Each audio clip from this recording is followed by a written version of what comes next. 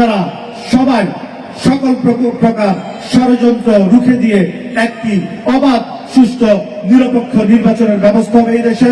আমি তারপরও বলে যেতে চাই, এই অন্তর্বর্তীকালীন সরকারকে বলতে চাই, অচিরেই আপনারা নির্বাচনের রূপরেখা ঘোষণা করেন, নির্বাচনের একুরেট ডেট বলেন। এদেশের জনগণ নির্বাচনের ডেট জানতে চায়। এদেশের জনগণ তাদের নিজেদের নিচে দিয়ে নিজের নেতাকে, নিজের দলকে নির্বাচন করতে পারবে, সেই আশাবাদ ব্যক্ত করে গোকুল দাসের দেখা রাখেন চৌরাস্তার মাঠে আজকের এই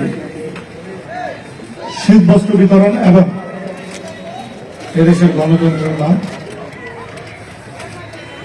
বিএনপির চেয়ারপারসন আপসীন নেত্রী দেশ নেত্রী বেগম খালেদা জিয়ার রোগ মুক্তির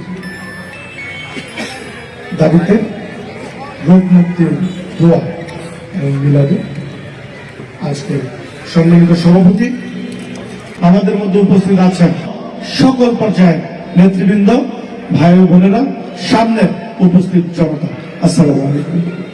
আজকের দিনটি শুক্রবার, জুমার দিন। আপনারা জানেন আমরা জুমার দিনটা তো মুসলমানদের জন্য ঈদের মতো, রাইট? তা আমরা নামাজ টামাজ করেছি, জুমার নামাজ টামাজ আদায় করে রওনা করেছি। আর আপনারা হয়তো অনেক অবগত আছেন, এটা আমার নানির বাড়ি এলাকা, আমার নানির বাড়ি এখানে। বিষয়টা হলো আমার ফ্যামিলি সবাই আসছে, আর এইরকম যে আপনাদের মাঠে একটা প্রোগ্রাম আছে এটা আমার আসলে ধারণাই ছিল না।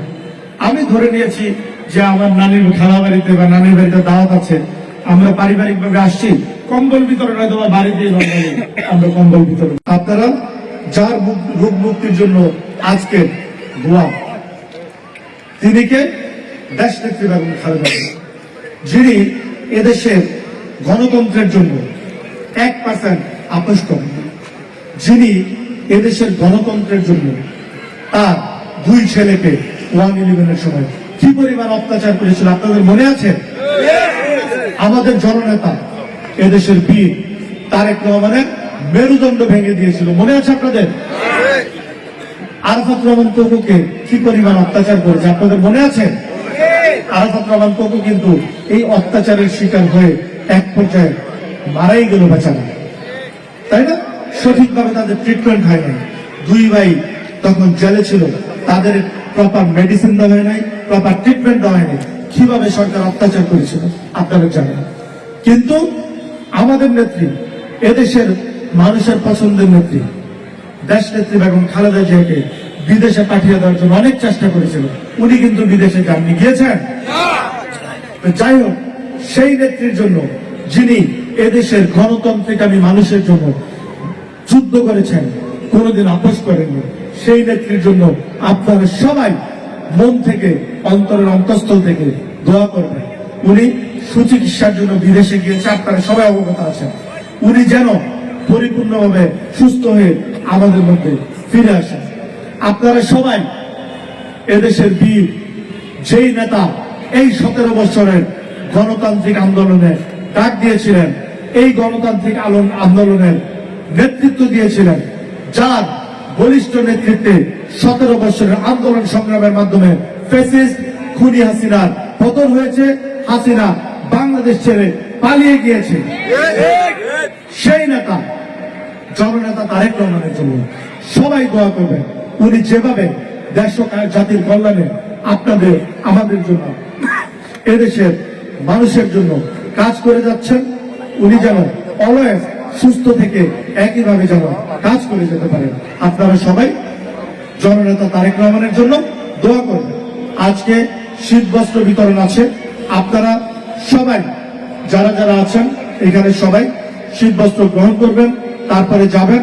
আমি আমার রাজনৈতিক বক্তৃতা দিব না, আজকে আমি কোনো রাজনৈতিক প্রোগ্রামে আসিনি, আমি একটা পারিবারিক প্রোগ্রামে আসছি। তারপর আপনাদের সাথে দেখা হলো, 2-1টি কথা বললাম। ভবিষ্যতে রাজনৈতিক মঞ্চে, রাজনৈতিক মাঠে রাজনৈতিক বক্তৃতা দেব ইনশাআল্লাহ। সবাই ভালো থাকবেন। আপনারা সবাই সকল প্রকার ষড়যন্ত্র রুখে দিয়ে একটি অবাধ সুষ্ঠু নিরপেক্ষ নির্বাচনের ব্যবস্থা হবে এই দেশে। আমি তারপরে বলে যেতে চাই, এই অন্তর্বর্তীকালীন সরকারকে বলতে চাই, অচিরেই আপনারা নির্বাচনের রূপরেখা ঘোষণা করেন, নির্বাচনের একুরেট ডেট বলেন। এদেশের জনগণ নির্বাচনের ডেট জানতে চায়। এদেশের জনগণ তাদের নিজেদের ভোট নিচে দিয়ে নিজের নেতাকে, নিজের দলকে নির্বাচন করতে চায় কিনা ভাইরা? আপনারা চান না আপনার ভোট আপনারা দিতে? আপনারা চান না আপনাদের নেতাকে নির্বাচিত করতে? হাত তুলে দেখান কে কে চান। আমরা সবাই চাই।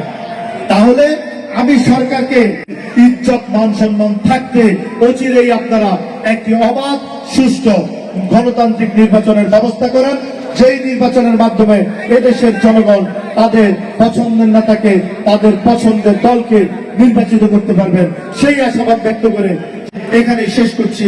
আজকে যারা প্রোগ্রামটি অর্গানাইজ করেছে, আমাদের হিরণ ভাই, লিটন, মোমেন সহ আরো যারা যারা অর্গানাইজ করেছেন আজকের এই প্রোগ্রামটি, এই শীতবস্ত্র বিতরণ প্রোগ্রামটি, সবাইকে ধন্যবাদ জানিয়ে এখানে শেষ করছি। বাংলাদেশ জিন্দাবাদ, বাংলাদেশ জাতীয়তাবাদী দল জিন্দাবাদ, শহীদ জমর হোক, দেশনেত্রী বেগম খালেদা জিয়া জিন্দাবাদ, এদেশের লাখো কোটি মানুষের স্পন্দন, এদেশের বীর জননেতা তারেক রহমান জিন্দাবাদ। ধন্যবাদ সবাই।